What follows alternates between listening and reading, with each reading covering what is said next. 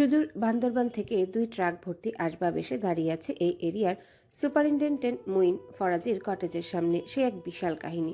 বহুত কসরত করে তবে ট্রান্সফারটা মঞ্জুর করাতে পেরেছে মুইন। এবারের কটেজটা আগের থেকে বেশ বড় এবং এরিয়া বিস্তৃত। ইনশিরা পেটে হাত চেপে ঘুরে ফিরে সবকিছু দেখছে।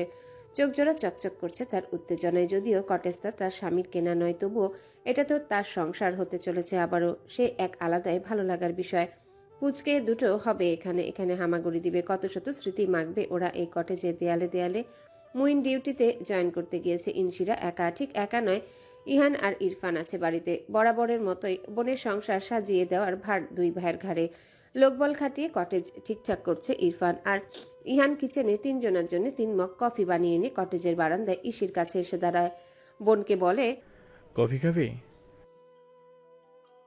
কফির মগটা নিল ইসি। ইরফান ড্রয়িং রুম গুছিয়ে ও ঘরে ঢুকে এসি অন করে দিয়ে গা জোড়াতে বসলো। স্বভাবসুলভ ফাজলামি সুরে বলল, পেয়েছিস আমাদের দুজনকে মাগনা কামলা দিতে, তুই আর তোর সরকারি চাকরিজীবী বর। ইসি ভ্রু কুচকে বলে, মোটেও মাগনা না। ও কত বড় ইলিশ মাছ পাঠিয়েছে কেয়ারটেকারের হাত দিয়ে সকালে, জানিস? ওটা খাওয়াবো তোদের। কত বড় ইলিশ? বিশাল সাইজ। বাপরে, আমরা তো ইলিশ কিন্তু হিমশিম খাচ্ছি। তোর সৎ পুলিশ অফিসার এত টাকা কই পায়? বলতে বলতে হেসে ওঠে ইরফান। ইসি ঠোঁট ফুলিয়ে কফির মগে চুমুক বসায়। ইহান বিরক্ত ভঙ্গিতে বাহের দিকে তাকাতেই ইরফান হাসি থামিয়ে দেয়। বোনকে খেপানো শেষ, এখন তার খেপাতে হবে দাদানকে। বলল, ইলিশের কথা মনে পড়লো। প্রেরণা আপার ইলিশ রান্না বেস্ট, বেস্ট মানে বেস্ট। কথাটা দাঁত বের করে বলেছে ইরফান। কপালে দৃশ্যমান যে দুটো বিরক্তির ভাঁজ ছিল, নিমিষেই তা বিলীন হলো ইহানের। ফ্যালফ্যাল করে ভাইয়ের মুখের দিকে কিছু মুহূর্ত চেয়ে থেকে কফির মগ আর ফোনটা নিয়ে আড়াল হলো। ইসি বুঝলো না দাদানকে, ইরফানকে শুধরালো। কি হলো দাদানের? বুক চলুনি, একটু পানি ঢালতে গিয়েছে প্রেরণা আপার নামে। ইনু ফোনটা নিয়ে দ্রুত পায়ে হেঁটে শুদ্ধর পড়ার ঘরে যায়। শুদ্ধকে ডাকতে একটা ভদ্র ছেলের মতো এগিয়ে আসে শুদ্ধ। ইনু ওর কাছে হাতের ফোনটা এগিয়ে দিয়ে আদুরে স্বরে বলল, ইহান আঙ্কেল কল করেছে, নাও কথা বলো।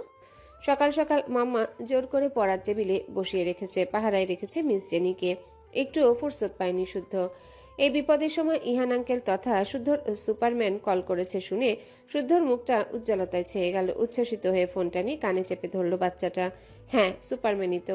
সেদিন তো শুদ্ধ দেখলো অসুস্থ মাম্মাকে রেস্কিউ করেছে ইহান আঙ্কেল। শুরু থেকে ইহান আঙ্কেলের চেহারার আদল তার কাছে সুপারম্যানের মতো লাগে। গত পরশু শুদ্ধ একেবারে নিশ্চিত হয়েছে ইহান আঙ্কেল সুপারম্যানের মতো শক্তিশালীও। ওপাশ থেকে ডাকলো ইহান, শুদ্ধ, তুমি কেমন আছো? আমি খুব ভালো আছি, তুমি কেমন আছো? আমিও ভালো আছি। তোর মামা কেমন আছে? তার শরীর ঠিক হয়েছে? সেদিন কারেন্ট ফল্টের ঘটনাটা পুরোটাই গুজব ছিল। সেটুকু জানার আগে জ্ঞান হারিয়েছিলেন ভদ্রমহিলা অতিরিক্ত মানসিক চাপে। সেন্সলেস হয়ে যাওয়ার পরে আধা ঘন্টা পর প্রেরণার জ্ঞান ফিরেছিল। তারপর থেকে কথা হয়নি ইহানের সাথে। শুদ্ধ তাড়াহুড়া করে বলল, মাম্মা সুস্থ, মাম্মা রেস্তোরাঁয় গিয়েছে। একটা স্বস্তির শ্বাস বের করে দেয় ইহান। শুদ্ধর সাথে আরও কিছুক্ষণ বার্তালাপ চালিয়ে কল কেটে সময় দেখে। যদিও আজ তার পার্টি অফিসে কোনো কাজ নেই, তবুও সেখানে যাবে বলে মনস্থির করেছে ইহান। ইসিকে গিয়ে বলল, আমি একটু পার্টি অফিস থেকে ঘুরে আসি, বাকিটা ইরফান দেখবে। ইসি চোখ কপালে তুলে বলল, আজ কেন? আজ তো কাজ নেই তোমার। ইসির কথা শেষ হতে না হতে জবাবটা দেয় ইরফান। আর চোখে দৃষ্টি দাদানের গম্ভীর মুখটাতে রেখে বলল, আরে আজ সোমবার, প্রেরণা আপু তো রেস্তোরাঁয় থাকবে আর ইলিশের মজের মজের পথ রাখবে। দাদান সম্ভবত সেটা মিস করতে চাচ্ছে না। ইসি বহু কষ্টে হাসি চেপে রেখে বলল, না দাদান, ইলিশ আমিও ভালো করে রাঁধতে শিখেছি। তুমি প্লিজ লাঞ্চের আগে চলে এসো। ইহান দুই ভাই বোনের মশকরায় কোনো প্রতিক্রিয়া দেখায় না। ফোনটা নিয়ে চুপচাপ বেরিয়ে যায় কটেজ থেকে। গাড়িতে উঠে বসে স্টিয়ারিং এ যখন হাত রাখলো ইহান, তখনই বাড়ি থেকে কল এলো। কলটা রিসিভ করতে ওপাশ থেকে সামিনের গলা শোনা গেল। আজ একটু তাড়াতাড়ি বাড়িতে ফিরো ইহান, তোমার সাথে কথা আছে আমাদের। পার্টি অফিসের সম্মুখে গাড়ি থামিয়ে অবাক হলো ইহান। আজ সচরাচর এই এরিয়া আগে নিরিবিলি ছিল। সাদে আহ্লাদে এখানে স্থানান্তরিত হবার পরেও বাইরের রাস্তা এভাবে উপচে পড়া ভিড় ছিল না। প্রেরণা সবকিছুতে শৃঙ্খলা বজায় রাখা মহিলা, সবকিছু গোছালো তার। আজ এভাবে গেটের ভেতর হল্লার কারণ কি? তার দলের ছেলেদের গলা নেই, এক ভদ্র মহিলা চেঁচাচ্ছে, কিন্তু কেন? ইহান দ্রুত গাড়ি পার্ক করে লম্বা কদমে ভেতরে ঢুকতেই থমকালো। সাদে আহ্লাদের স্টাফ সহ কিছু কাস্টমার ঘেরাও দিয়ে রেখেছে জায়গাটা। ওই ভিড়ের কেন্দ্রবিন্দুতে কি ঘটেছে সেটা সম্পর্কে অবগত নয় ইহান তখনও। চোখ বড় বড় করে আশেপাশে তাকিয়ে দেখলো এক কোণে অন্তর মলিন মুখে দাঁড়িয়ে আছে। ইহানের চোখে চোখ পড়তে অন্তর লাফিয়ে লাফিয়ে এসে হাঁপাতে হাঁপাতে বলল, ভাই ভাবি। ভাবি কি? ভেতরে কি হচ্ছে? আর এই মহিলাকে? ভাই চিনি না মহিলাকে, ওনার স্বামীকে চিনি, ব্যবসায়ী জিবরুল কবির। এই মহিলা এসে তখন থেকে ভাবিকে সবার সামনে অপমান করছে। হতভম্ব ইহান ভ্রু গুটিয়ে যায় কপালের। অন্তরকে ধমক দিয়ে বলল, আপনার কাছে মানে? কেন? মহিলা বলতেছে ভাবি নাকি তার হাজবেন্ডকে সিডিউস করার চেষ্টা করে। ভাই আরো কি সব বিশ্রী কথা আমি মুখে আনতে পারছি না। ভাবি এখনো একটা থাপ্পড় মারলো না মহিলাকে, আর ওই মহিলার এমন হাবভাব যে এক্ষুনি ভাবির চুলের মুঠি ধরবে। বড় একটা শ্বাস ফেললো ইহান এবার। ভেতরে ভীষণ ক্ষুব্ধ সত্তাটা বেসামাল হলো। কোনো কিছু না ভেবে ভিড় ঠেলে এগুলো সে। প্রেরণা শান্ত দৃষ্টিতে জেরিন নামের ভদ্রমহিলার দিকে তাকিয়ে আছে। এই প্রেরণা আগের প্রেরণা হলে কেঁদে কেটে হয়তো বুক ভাসাতো এমন অপবাদে, যেমন করেছিল 4 বছর আগে যখন ওর এক ফুফাতো বোন স্নেহা প্রেরণাকে অপবাদ দিয়েছিল। বিধবা প্রেরণা স্নেহার স্বামীর থেকে সহানুভূতি নিতে হ্যাংলামো করে তার সাথে। এই অপবাদ শুনে মরা কান্নায় লুটিয়ে পড়েছিল প্রেরণা। আর আজ তার হাসি পাচ্ছে কেন জানি। নিজের বিধি লিখন দেখে হাসি পাচ্ছে দুঃখে। জেরিন স্বভাবগতভাবে ঝগড়ুটে প্রকৃতির মহিলা, আজ যেন বেশি লাগাম ছাড়া। সে বিশ্রী ভাষায় গালিগালাজ করছে প্রেরণা। আর কাউকে পেলে না? আমার স্বামী তোমার মতো মহিলার সাথে কি করা উচিত জানো? রাস্তায় নামিয়ে তারপর জুতো পেটা করা উচিত। চোখ থাকে সবসময় সুখের সংসারের দিকে তোমাদের। প্রেরণা তখনও ভীষণ শান্ত। বারবার ঠান্ডা গলাতেই নিজের সাফাই গেছে। এবার হাতের ফোনটা তুলে জেরিনকে বলল, আমি আবারও বলছি, আপনি লাগাম টানুন জিবায়। এই দেখুন, জিয়াদুল ভাইয়ের সাথে আমার কনভারসেশন দেখুন। যেটুকু কথা হয়েছে রিকু আর শুদ্ধের বন্ধুত্বের প্রয়োজন হয় কাজে, ওনার প্রতি ইন্টারেস্ট নেই আমার। যদি আপনি বিনা প্রমাণে এভাবে আমার মান নষ্ট করতে থাকেন তবে আমি কিন্তু আইনি ব্যবস্থা নিব। ভাববো না আপনি রিকুর মাম্মা। জেরিন আরো চেতে উঠল। তেরে গিয়ে 2 কদম সামনে এগিয়ে বলল, আইনি ব্যবস্থা? আইনি ব্যবস্থা আমি তোমাদের দুজনের বিরুদ্ধে নেব। তাই নাকি? তা কি প্রমাণ আছে রিকুর বাবা আমার সাথে পরকিয়া করছে? পুলিশের কাছে গিয়ে বলবেন এটি আমার বেহুদা মনের সন্দেহ অফিসার।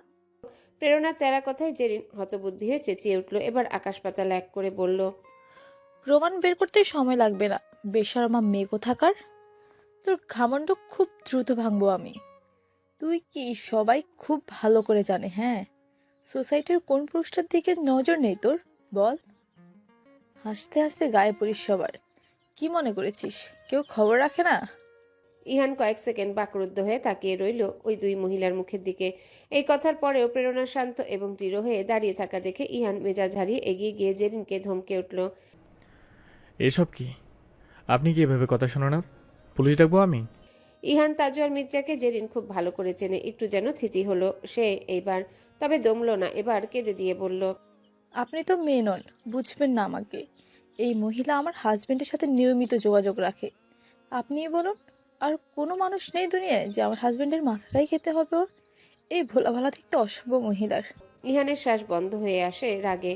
হাত দুটো মুষ্টিমেয় করে আশেপাশে তাকায়, রক্তচক্ষু নিয়ে তাকায় প্রেরণার দিকেও। ভদ্রমহিলা নির্বাক। ওনার এই নির্লিপ্ততা আরো রাগিয়ে দিচ্ছে ইহানকে। কেন এখনো এই মহিলাকে চর মারছেন না উনি? পরিবেশটা ইহান তাজওয়ার মির্জা আসার বদৌলতে একটু পাল্টে গেল।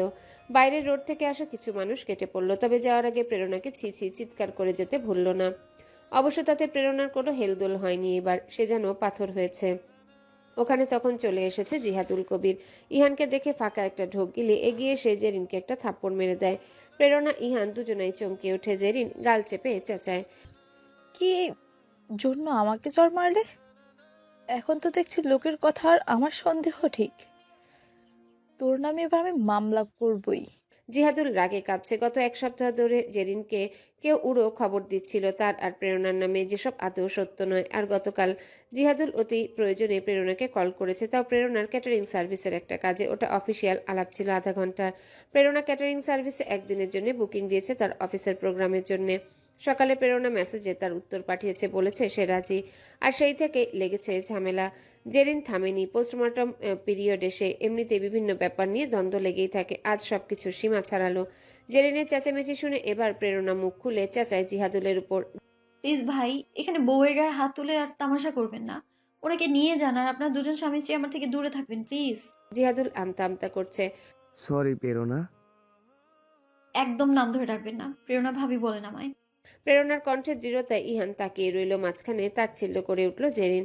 নাটক হচ্ছে বদমাস মহিলা, অথচ মেসেজে তো খুব কথা আদান প্রদান হয়।